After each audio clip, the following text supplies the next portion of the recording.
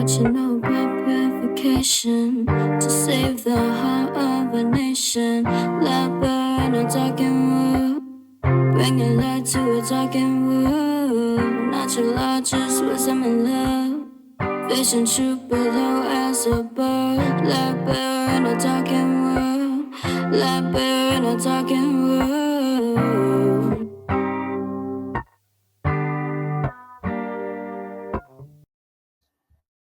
Welcome to the Affirm Life Daily Podcast. I'm your host, Cynthia Mitchell. As always, please visit the website, affirmlifedaily.com. There's videos on there, past podcasts, resources, affirmations. There's tons of great information on the website. You can also subscribe as well to get alerts when we have podcasts and release new information and things of that nature. Your support is greatly appreciated. So I'm going to get into this. So we're going to be talking today about the law of attraction. I'm just going to share my screen with you. And we will, there we go. All right, so we're going to talk about the law of attraction and understanding the real law of attraction and the principles behind manifestation. So I updated this a little bit. This is listed on the natural law page, so it shows all the previous presentations that I did regarding natural law. We're on number 14 now, which is understand the real law of attraction and align your frequency and energy with what you want to attract. So the questions that we will explore today. So what is the law of attraction and manifestation? And then the second question is, what are the underlying principles of the law of attraction? And we're going to go through these 5 points to discuss the answer to this question. So number 1 is surrender and truth. Number 2 is self-love and gratitude. 3 is frequency and focus. 4 are supporting techniques that you can use. And 5 is real, authentic action and service. And I would say that's probably the most important of all. So let's begin. What is the law of attraction and manifestation? I'd like to start by defining terms so we're all on the same page, because some people, may define a term one way or another. That way, if we have a set definition, you know what I'm talking about as we proceed through the presentation. So the law of attraction is the law governing how beings attract what they want to manifest in this realm. And manifestation is what we bring about into our reality. So it's a process of creation. So we're using that law of attraction to manifest, and what we're manifesting is just simply what we're creating. So these concepts apply both on an individual level and as a collective, as all of us together. Our individual manifestations create our collective manifestations. So we create our reality on both levels. So like I said, these are the underlying principles of the law of attraction that I'm going to cover. And we'll just kind of go one by one. And one thing you want to kind of keep as a foundational principle is that real change will always require knowledge, wisdom, and action. You need the knowledge first, and then you can take that knowledge and turn it into wisdom. And you do that by applying that knowledge with action. So we must embrace surrender. So what is surrender? A lot of people think of surrender as like, you're giving up, forget it, I'm giving up. So when we're talking about surrender in this context, we're not talking about relinquishing our responsibility. We're not talking about giving up. We're not talking about falling into apathy, which so many people unfortunately do. Just fall into apathy and just say, well, what can I do? And then they just, go along with whatever programs that they're running. So we're talking about surrendering our desire and efforts to control that which we cannot control. We don't want to fight against a current that we cannot fight against. So we have to accept and embrace the universal laws of this realm and go with the flow of the universe. That's this type of surrender I'm talking about, to allow yourself to actually be in flow and be in harmony with the universe. So we allow ourselves to be guided by natural law and true care. And I will go into true care. I've talked about this in former podcasts, but I'll just revisit it again for any new viewers. So this surrendering will allow us to live in harmony with nature and the world around us. So true care is the lost principle. It's the 8th principle. And this is courtesy of Mark Passio. He has been my main teacher and source of information for learning and understanding natural law. So what the lost principle is, or the eighth principle, and that the eighth principle is based on the other seven hermetic principles.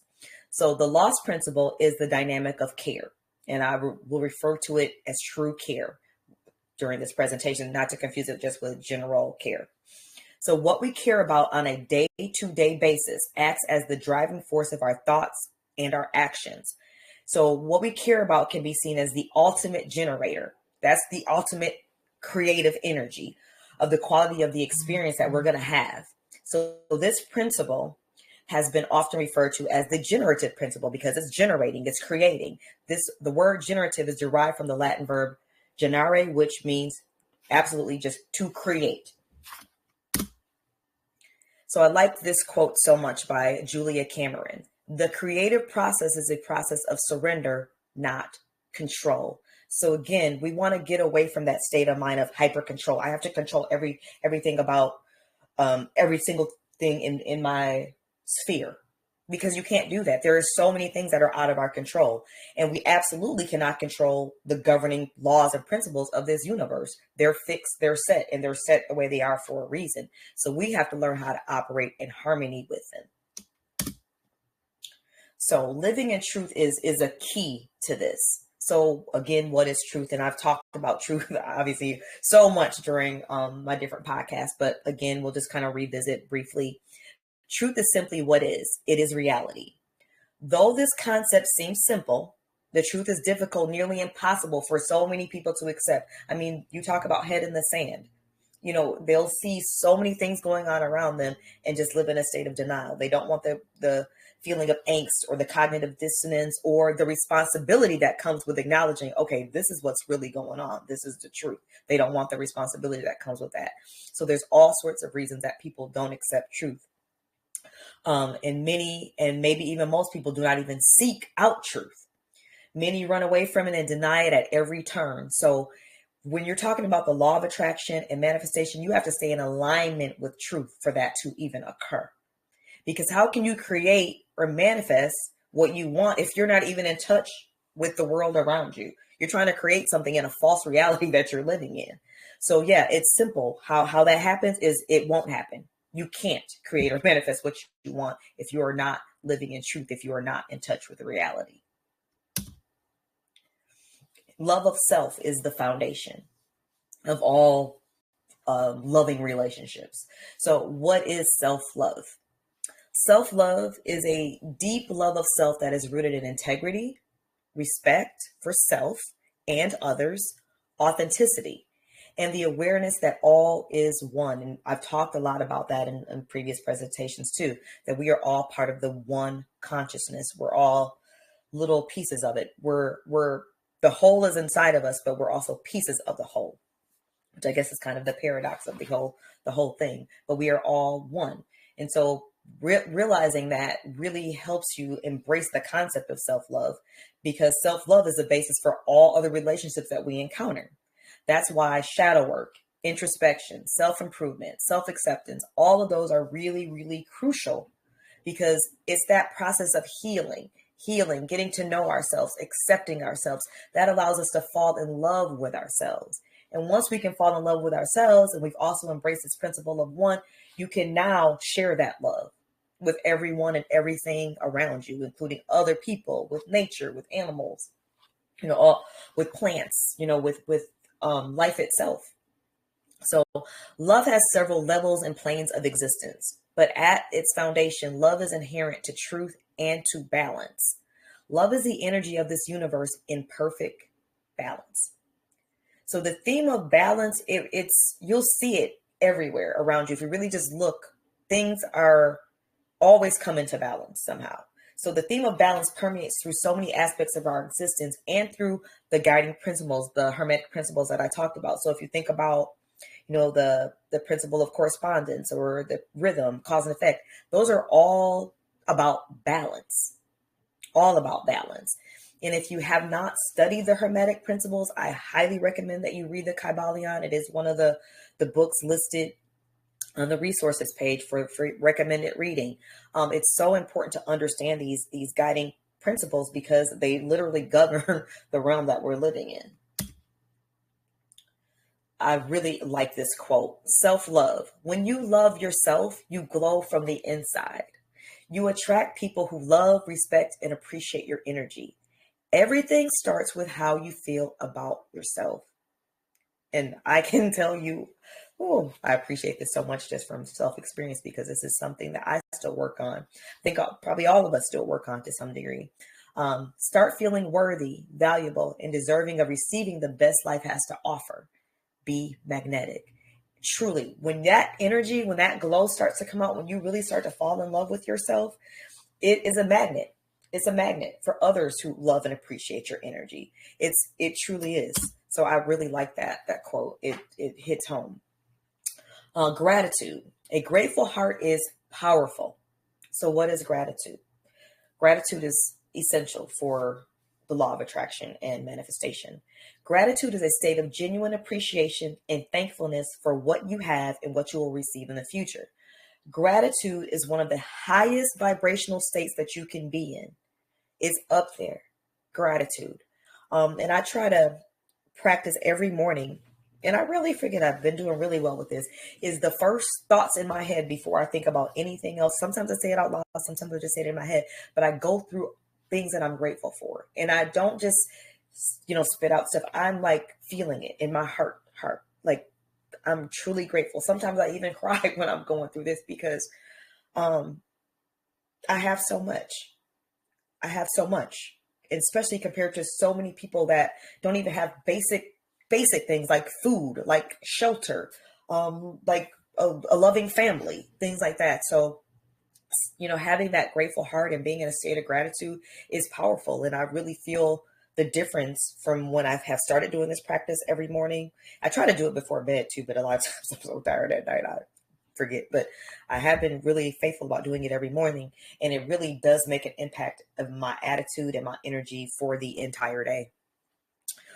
So it is not hard to understand why the universe will not give more to someone who does not have any gratitude for what they already have. So why is the universe going to keep pouring into you when you don't even give a crap about what you have already? It's nothing. I just need more of this. I need more money. I need a upgraded car, and you're not grateful for the things that you already have and for the things that truly matter. So opening and activating our heart centers will assist us in existing in a state of gratitude, which is essential for attracting what you want and bringing it into your reality. I talk a lot about opening up your heart center and how powerful our heart center is, even more powerful than the brain as far as, how far that frequency expands, that vibration expands. So if you want to learn more about that, go back to Natural Law Presentation 6, and I talk about that a lot in that particular presentation. So this is a quote by Jen Sincero. I'm hoping I'm pronouncing that right. But gratitude is one of the strongest and most transformative states of being. It shifts your perspective from lack to abundance and allows you to focus on the good in your life, which in turn pulls more goodness into your reality. It's that same concept. What you are putting out there is what is returning back to you because it's now what you're attracting. This is another gratitude quote. When gratitude becomes an essential foundation in our lives, miracles start to appear everywhere. That is so true. And you start to realize that you're literally surrounded by miracles. This life experience is a miracle. And you just start to appreciate the magnitude of that. And it can really kind of like take your breath away sometimes that like, wow, this is incredible. If you really look at how beautifully balanced and beautifully harmonious this world is set up, it's amazing. It's absolutely a miracle. So elevating your frequency. So how do we raise our frequency? Because frequency obviously is super important when it comes to manifestation and attracting what we want. So your frequency sends out a vibration and the universe will respond to the frequency of that vibration. Your emotions, thoughts, and actions all impact your frequency, and so does your focus, which we will talk about next. Matching the frequency of what you are trying to manifest is absolutely essential when you're talking about law of attraction. Your emotions are just that, energy in motion. So it's crucial to allow our emotions to be acknowledged and to process them. But what we don't want to do is confuse our emotions with self. Your emotion is not you. Your thoughts are not you. They are messengers. And this was a big thing I had to work on. I would become, because I'm a very emotional, sensitive, empathic person. So I would become super engrossed in my emotion, and I would feel like I am the emotion. Whatever it was, it would just take me over. And that's something I had to work really hard. And I still will fall into it sometimes, but I can recognize it now and bring myself back out. Before I would just do it and not even realize, how I was harming myself by doing that, and how mistaken I was, because they're not me. So decipher the messages that your emotions and thoughts are trying to relay, but we have to always keep in mind that they're not us. They are not you, and you don't want to let them lower your frequency. So you honor them, but you don't just hold on to them forever, say, oh, well, this is who I am. Or you don't allow them to dictate your actions without applying discernment, wisdom, and true care. Focus, focus, focus, focus. So where is your time and energy focused?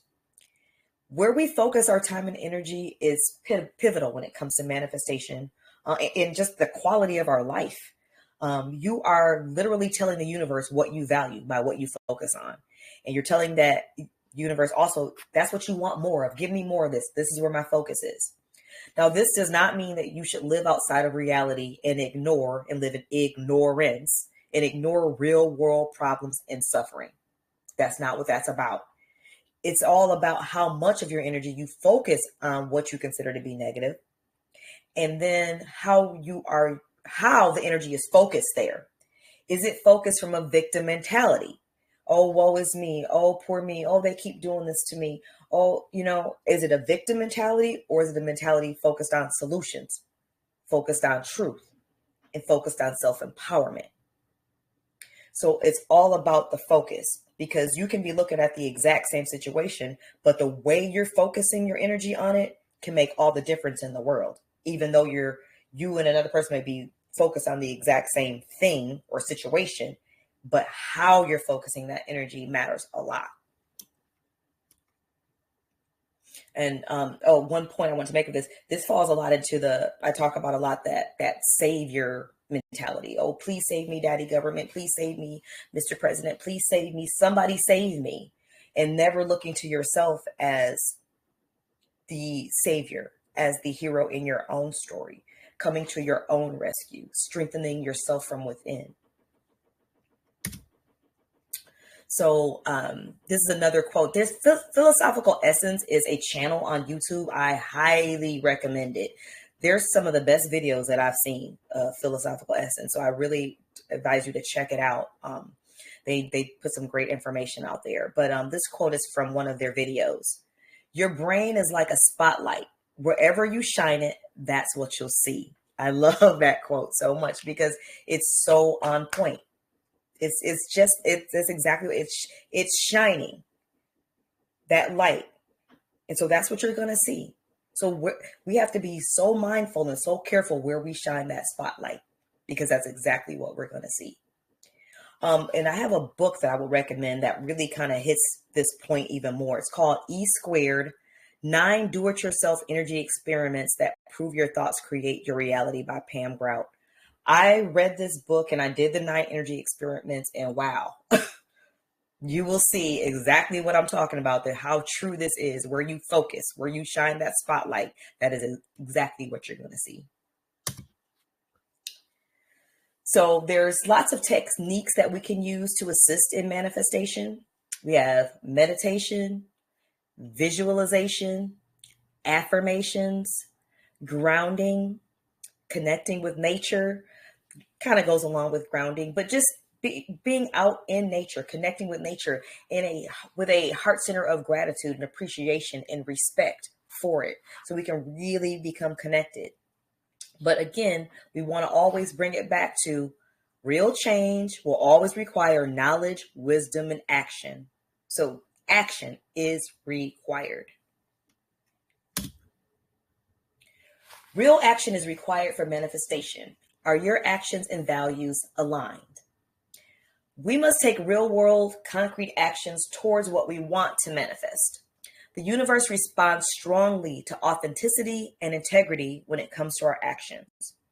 So when our actions are aligned with our values, then we're acting in integrity because they're matching, they're in sync, they're lining up. When we are true to ourselves, then we're acting in authenticity. We're not pretending, we're not being fake, we're not acting like, someone else to please this person or this group of people or not to be ridiculed or whatever. We're staying authentic, true to ourselves. So our actions also need to be rooted in accountability, service to others, service to nature, service to community, service to self in a positive way that brings forth peace, harmony, love, care, truth, definitely rooted in truth, true care, which we talked about earlier, sovereignty, and wisdom. When you have all of that, that really brings our actions into alignment with natural law and with the universe. Now we're in sync. Now we're in harmony with the universe because we're acting in accountability, service, truth, true care, sovereignty, and wisdom. Real manifestation requires action as well, not just wishing or repetitive thoughts and words. Because I mean, there's a lot of, I guess what a lot of people refer to as false light teaching, where they just make you feel like, oh, I can just do like this. Manifest it. Like it's, you don't have to really do anything. I can just wish it. I could just say a certain affirmation 5 times a day. I could just, think on it really hard with my eyes closed, or I could just put my hands over my heart and focus on it and do nothing. No action. Change nothing about nothing you're doing. Just no action towards it. Just a lot of, wishful thinking. So, but action is required for real manifestation. I want to play a clip from Mark Passio from his natural law seminar that really talks about this. I feel like it just encapsulates kind of everything that I've talked about as far as the importance of action. So I'm just going to play this. It's a brief clip. Certain things to be present for all humanity. Okay? We say we want certain conditions to be present for ourselves and our species as a whole. And we say we want things such as happiness, health, peace, prosperity, freedom, etc. And all these things are great things to aspire to. And we say we want them. Most people will say and tell you we want these things. All right? However, I don't really feel that they're truly being honest with themselves. Okay? They'll say they want them, but then when you tell them, well, those aren't automatic conditions. They don't just magically manifest. Okay? There are requirements for obtaining these conditions. Okay? And people wouldn't say they want these conditions if these conditions were already omnipresent, right? They're saying that they want something because they don't have it at all, or at least in fullness, right? So when you tell them there's requirements for obtaining them, many people will say, oh, well, I may not be willing to go there. I may not want to exert that much effort. And they believe that somehow they're going to magically get these things, right? Well, this is what the real laws of attraction are about. It's explaining conditions that you want don't just automatically manifest by thinking of them or just having a feeling about them. This is a new age deception.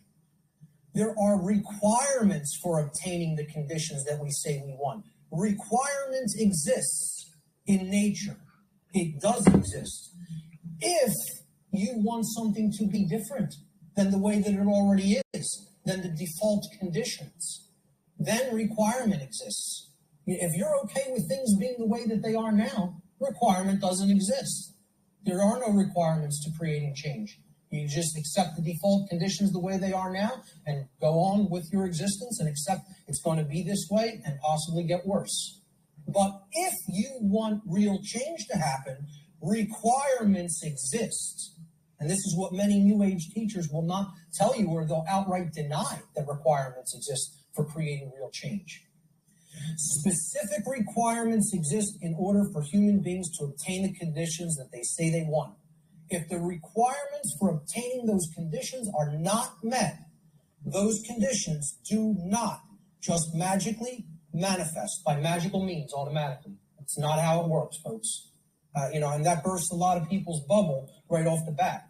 This is a key concept to understand. So what are these requirements?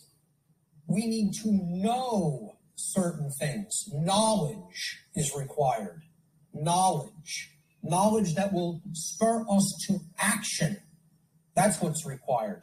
Okay? Since human beings as a species do not already have the things that they say they want, and again, at least not in fullness. We want to split hairs. We could say we have a modicum of what we may say that we want, but we don't have it in the fullness that we will say that we want it, especially societally, globally. Okay? So since we don't already have these things, it follows logically that the knowledge of the requirements to obtaining these things, okay, either must be absent. They are not, the knowledge is not present anywhere. Or if it is present, if that knowledge for obtaining those things, the requirements for obtaining those things, if that knowledge is present, then it must be willfully being ignored. It is here, and yet people aren't paying attention to it. They aren't taking it in and accepting it and doing anything with that knowledge. So they're ignoring it because it's uncomfortable. As long as this knowledge continues to remain either unknown or ignored, the manifestation of the desired conditions that we say that we want is impossible. Cannot happen. Woo! Preach. That's all I can say is preach, Mark Passio. Certain things can be present. That was right on point. So I just want to kind of reiterate this one more time.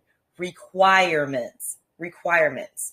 Human beings say they want certain conditions to be present for both themselves and their species as a whole, such as happiness, health, peace, freedom, prosperity, etc. However, specific requirements exist in order for human beings to obtain those conditions. If the requirements for obtaining those conditions are not met, those conditions do not just manifest automatically by magical means. No, that's not what happens. So we must bring our inner and outer worlds into alignment for manifestation. When service to others and true care are the forefront of our thoughts and actions, it increases our magnetism for harmony, love, peace, and joy. And again, there is that word, actions. Two quotes that I thought fit really well into what we're talking about is integrity means our outward life is consistent with our inner convictions. So we're acting on our convictions. We're acting on our values. The other quote is by Douglas Adams. To give real service, you must add something which cannot be bought or measured with money. And that is sincerity and integrity. So you'll see some themes through this whole presentation about manifestation, action, integrity, alignment, all those things. You'll see over and over: balance, truth, true care. Those are the themes that you have to really kind of absorb and take in if you really want to understand at a deeper level the law of manifestation and really start to manifest on an individual level. And then as we start to do more and more of us start to do this on an individual level, then we'll see it at a collective level.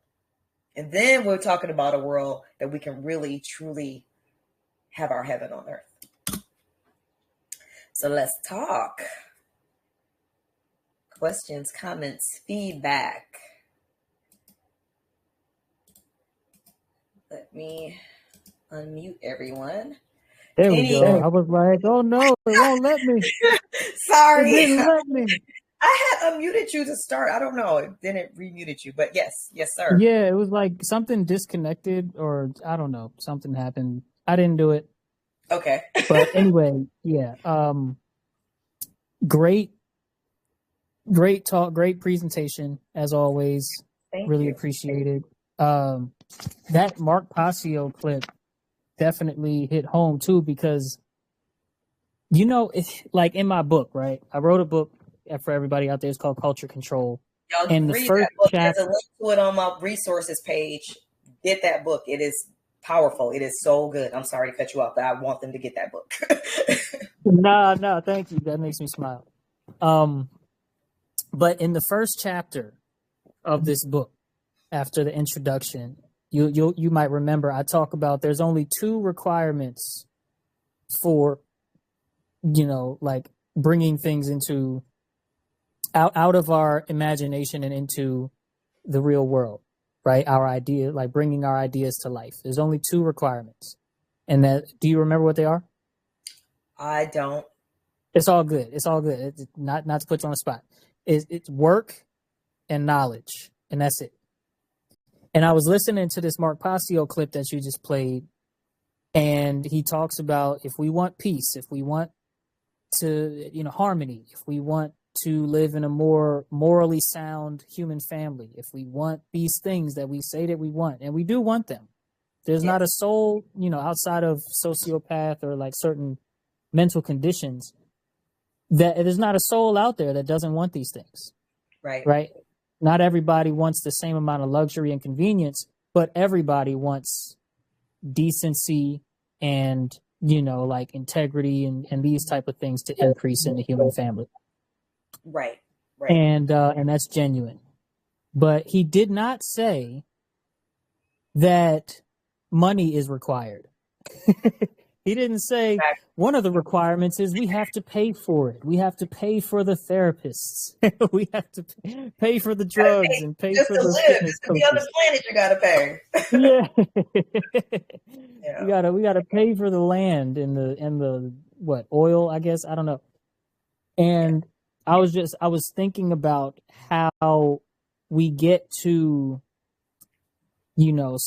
talks like this that are solution based and like inner work first, then outer work based discussions, and how the first and biggest thing in the way, at least externally, is money. Yes, people's financial standing as a slave of the rulers of this place is the first thing and biggest thing. Again, at least on the surface, because really it's religion. Yeah. Really, like underneath the surface, it's belief systems and belief programming, because money doesn't really ever exist, or at least money does, but monetary value doesn't really ever exist. There's no such thing. Yeah, I mean, the money itself has no value, only what we assign to it. Right. No but it just made me. I'm sorry. I missed what you just said, Cynthia. No, I was just saying it just has no inherent value of its own. It's just, you know what I mean? None whatsoever. And it just made me think of that dynamic that, like, yes, we need to take the time to discover what our programming really is, right? Through learning how to be quiet, right? And I teach meditation, seeing why our automatic responses and reactions are what they are, emotional or logical, and learning to be a more positive,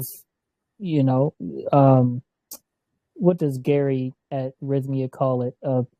Something presence, beneficial presence in the world, right? Learning how to be that. And it's like, oh, but these bills though. Right. But in order to pay these bills, like I got to go to work, and I don't like these people, right. and all of the things connected to finances. And so I wanted to bring up as a comment / question, what do you think about that connection in context of this presentation? Because I feel like it's important. It is important. It's very important. I'm so glad that you brought it up, because it's a huge barrier. Just like you said, these bills, though, you know what I mean? They're not going to stop. I still need to eat. I still need somewhere to live. So it's kind of keeps you forced to participate to some degree in a system that is corrupt, that is immoral, that is degrading you spiritually, mentally, emotionally. So it makes it, and people don't want to lose what they have. Well, if I start, speaking out, they may be doing the inner work, but they don't ever want to express it outward, because, okay, now, they might label me. I mean, they're literally labeling people terrorists now. You know what I mean? So, for just speaking the truth. So, it's very important that we find a way to start building. I think we lost Soul, but I'm going to keep talking because he'll be able to watch it back and hear my response. Oh, there he is. There you go. Yeah, so I forgot my train of thought, but yeah, no, it's very important because it's also used as, you know, definitely a weapon against us. And it makes people not want to speak out. They don't want to risk losing their job. They don't want to risk losing their home. They don't want to risk losing their bank account. So even when they have the knowledge, many times they won't speak out. They won't say anything. So it's used. It's a weapon against us. It's worshipped as, like you said, as societally, it's a religion, and it's worshipped by most, and it's also weaponized against us to keep us in this cycle of slavery. 100%. Yep. Yes. Any other questions or comments? Anything? No? Okay. Well, I just want to quickly have a closing affirmation, and then I also just want to tell you guys about some upcoming, very exciting podcasts that I have coming up. So this is a releasing control affirmation. So I'm just going to say this here. I release the need for hyper control. I allow my life journey to unfold naturally and organically. I leave myself open to receive the beautiful gifts and experiences the universe has to offer me. I no longer need my future to look like my past. I no longer reject the unfamiliar and the unseen. I will openly embrace new experiences and allow them to enhance my spiritual growth. I understand that releasing hyper control brings me into deeper alignment with the universe and my higher self. With joy, gratitude, and abandon, I will allow my life to transform. And so it is. So, upcoming podcasts on March 26th at 7:30. I will have Bringing in Spring, which is the real new year, with Balance, Harmony, and Healing. I'm going to have two special guests, Tiffany Moreau of Healing Hands, Reiki, and Spiritual Development, and Coach Tinsy of Afulu Child, which is the man that was to speak, Soul's wife.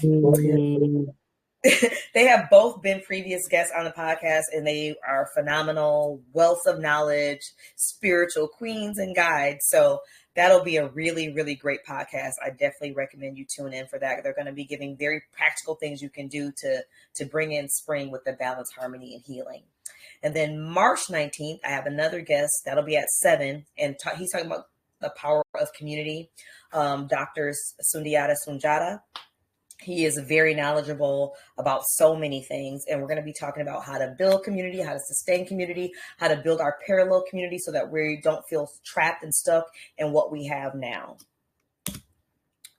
And as always, visit the website for more information, resources, and ways to connect. As I said, there's affirmations on there, previous podcasts, tons of videos, links to documentaries, so much information. Subscribe to the newsletter as well. I definitely need your support in order to keep spreading this message of natural law, of truth, so we can really start building the world we want to create. So just visit affirmlifedaily.com if you please, and follow on social media at Affirm Life Daily. So that is going to conclude the podcast for today. Thank you so much for joining me. I really appreciate your time and your feedback. And as always, infinite grace, love, and gratitude. Good evening, all. Thank you. Thank you.